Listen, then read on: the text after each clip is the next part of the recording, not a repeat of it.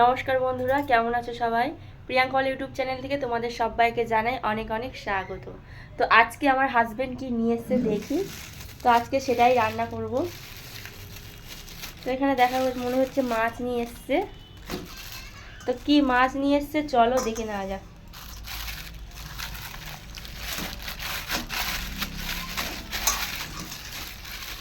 দেখো, তেলাপিয়া মাছ নিয়ে এসছে। আজকে মনে হয় তেলাপিয়া মাছ খেতে ইচ্ছা করছিল, ওই জন্য তেলাপিয়া মাছ নিয়ে চলে এসছে। মাছগুলো কেটেই নিয়ে এসছে যাতে কষ্ট কম হয় আমার। তো এবার মাছটাকে আমি ভালো করে ধুয়ে নেব। তো মাছের মধ্যে ভালো করে জল দিয়ে মাছটাকে ধোবো। মাছ ভালোভাবে না ধুলে কিন্তু একদমই খেতে ইচ্ছা করে না। তো এই মাছটাকে ভালো করে পরিষ্কার করে ধুতে হবে, 4-5 বার জল দিয়ে দিয়ে ভালো করে পরিষ্কার করে নেব। তো মাছের গায়ে কিন্তু একটাও আঁশ নেই, খুব সুন্দর করে বাজার থেকে ছাড়িয়ে দিয়েছিল মাছটাকে। তো আমি এবার এটাকে সুন্দর করে ধুয়ে নেব। জলটা নোংরা হয়ে গিয়েছে, বা জলটা একটু ফেলে দেব। দেখো, মাছ কটা খুব সুন্দর করে ধুয়ে নিয়েছি। আর এই যে একটা কাতলা মাছের পেটি, এটা মামামের জন্য, কারণ মামাম এই মাছ সেরকমই একটা পছন্দ করে না, একটু কাঁটা থাকে। আর পেটিতে তো সেরকমই কাঁটা থাকে না, বড় বড় কাঁটা। তো যার জন্য ও ও সবসময় এরকমই কাতলা মাছের পেটি বা রুই মাছের পেটি, শিং মাগুর এই রকমই মাছ ওকে দিয়ে থাকি। তো যাই হোক, এখানে দেখো মাছে আমি একটু পরিমাণ মতো লবণ দিয়ে দিলাম। দিয়ে দেবো একটুখানি হলুদ গুঁড়ো আর একটুখানি কাশ্মীরি লঙ্কার গুঁড়ো দিয়ে মাছটাকে আমি ভালো করে ম্যারিনেট করে নেব। তো একে একে সবগুলো মাছে সুন্দর করে লবণ হলুদ মাখিয়ে নিলাম।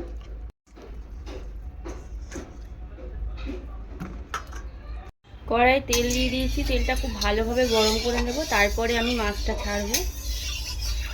তো দেখো, তেলটা কিন্তু ভালোই গরম হয়ে গিয়েছে। এরপর আমি মাছগুলো দিয়ে দেবো।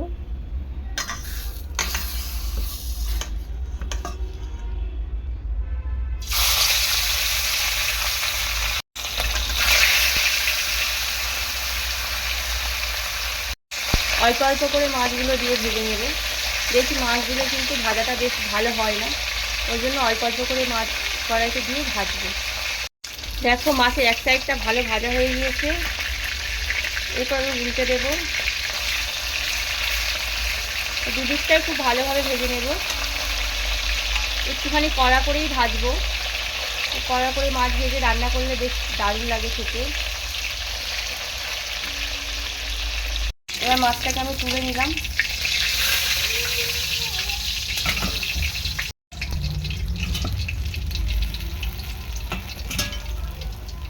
এই যে একটুখানি আদা নেব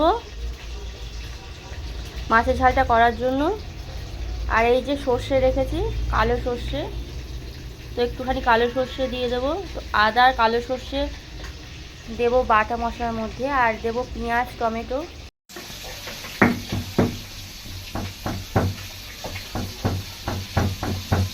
জিরা বাটা মশলা কিন্তু খেতে বেশ ভালো লাগে। মশলাটাকে আমি ভালো করে বেটে নেব।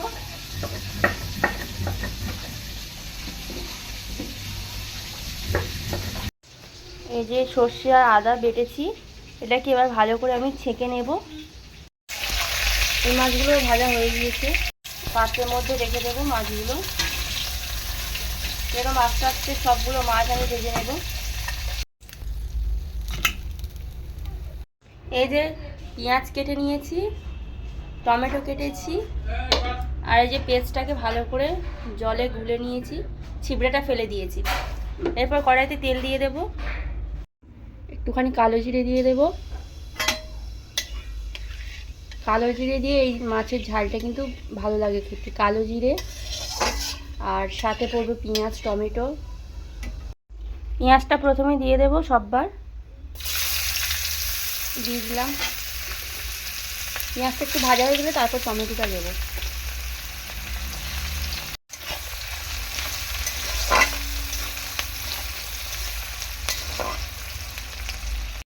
দেখো, পেঁয়াজটা অনেকটা ভাজা হয়ে গিয়েছে, লালচে লালচে কিন্তু কালার চলে এসছে। তো এরপর আমি দিয়ে দেবো কুচিয়ে রাখা টমেটোটা। তো এই টমেটো কুচিটা দিয়ে দিলাম। তো তোমরা একবার হলেও এরকমভাবে রান্না করে খেয়ে দেখবে তেলাপিয়া মাছ, হেভি টেস্টি লাগে এরকমভাবে খেতে।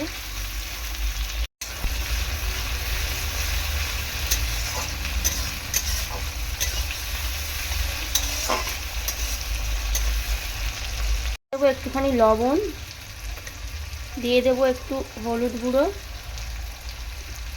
আর হাফ চামচ পরিমাণ লঙ্কার গুঁড়ো দেবো, দিয়ে ভালো করে কষিয়ে নেব।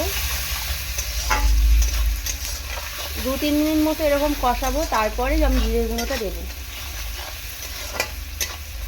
তো একটুখানি জিরের গুঁড়ো দিয়ে দিলাম, দিয়ে আবারও ভালো করে নাড়াচাড়া করে নেব যাতে তলায় মশলাটা লেগে না যায়।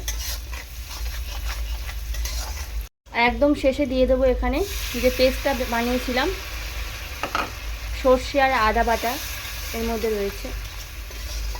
তো যেহেতু সর্ষে দিয়েছি সেই জন্য একটুখানি হালকা করে নাড়াচাড়া করে জল দিয়ে দেবো। সর্ষে কিন্তু বেশিক্ষণ তেলে কষালে তিতো হয়ে যেতে পারে। এবার আমি জল দিয়ে দেবো, জল দিয়ে দিলাম পরিমাণ মতো। খুব বেশি জল দেবো না এখানে, তার কারণ এটা একটুখানি মাখা মাখা বানাবো, একটু অল্প করেই জল দিলাম। এবার ভালো করে ফুটিয়ে লঙ্কা দিয়ে দেবো। গ্রেভিটা দেখো খুব ভালোভাবে ফুটে গিয়েছে। এখন আমি কয়েকটা কাঁচা লঙ্কা চিড়ে দিয়ে দিলাম, আর এরপর দেবো এই ভেজে রাখা মাছগুলো। খুন্তি দিয়ে একটুখানি ঘেঁটে দেবো, তারপর ভালো করে ফুটিয়ে নামিয়ে নেব।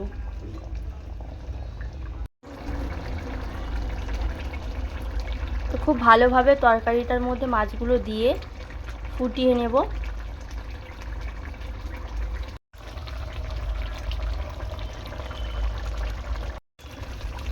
তো সর্ষে বাটা দিয়ে তেলাপিয়া মাছের ঝাল পুরোপুরিভাবে কমপ্লিট হয়ে গেছে। এবার গরম গরম ভাতের সাথে সার্ভ করব এই মাছের ঝাল। তো গরম গরম ভাত দিয়ে এরকম তেলাপিয়া মাছের ঝাল খেতে দারুণ লাগে।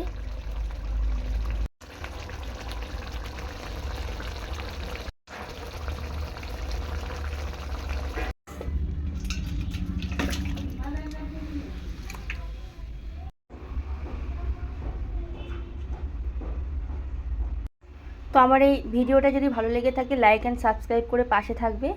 আর আমার চ্যানেলে যদি কোনো নতুন বন্ধু এসে থাকো চ্যানেলটি সাবস্ক্রাইব করে পাশে থাকার অনুরোধ রইল।